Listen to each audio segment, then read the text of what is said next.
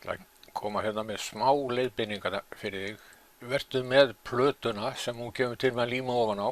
Hafðu hana undir þegar þú ert að vinna þetta og finnur einhvern góða stað hjá þér þar sem hún getur unnið þetta svona bærilega. Hérna til dæmis getur þetta hérna verið dálítið erfitt að hreinsa þetta hérna. Þá gætirðu haldið bara stíft hérna við, verið með hnífinn hérna með það kjúklingahnífinn og reynt að skera svona innundir hérna og síðan kannski lista þessu upp og slípa.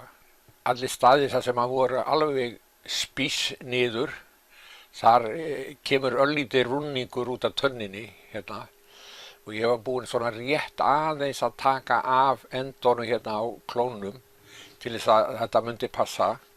En til dæmis eins og hérna er þetta líka, þetta kemur alveg í spís á stykkinu hérna.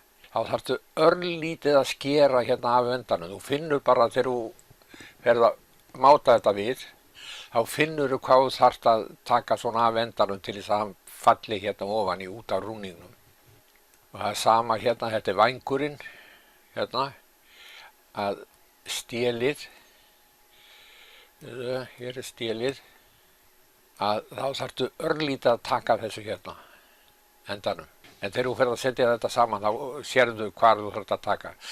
Hérna þarftu ekki að taka því að þetta fer ekki inn í neitt í grunnlínunni, heldur kemur hérna vængurinn hérna inn í þetta hérna. Þannig að það er allt í lagi. Þannig að það er hérna.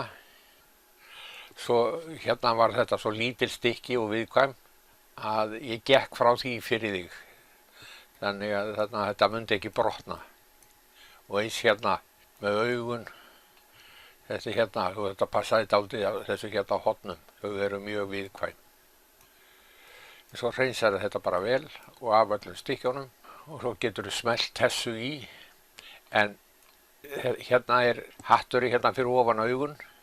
Það er ágætt að setja augun í áður hún fyrir að setja þetta í, eins og ég sýndi þér í hinu verkefninu. En verða búin að hreinsa þetta vel.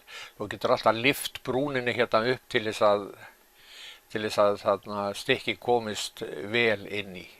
Svo setti ég setti hérna 2 ný kjúklingahnífblöð og sandpapír og límband og lím. Þannig að það er spaði og meitill.